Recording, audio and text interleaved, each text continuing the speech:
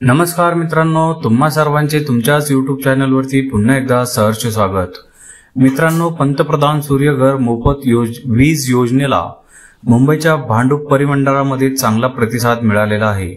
महावितरणाच्या या परिमंडळात 600 ग्राहकांनी घराच्या छतावर सौर ऊर्जा प्रकल्प बसवलेले आहे आणि त्यामधून त्यांना मोफत वीज मिळणे देखील सुरू झालेली आहे।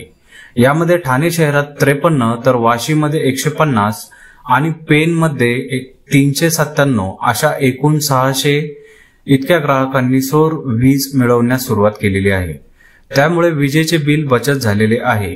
या योजनेमध्ये निवासी घरकुल कुटुंबासाठी प्रति किलो वॅट 30,000 रुपये अनुदान मिळते, तर 3 किलो वॅट पर्यंत अतिरिक्त 1 किलो क्षमतेसाठी 18,000 रुपये हे अनुदान म्हणून दिले जातात।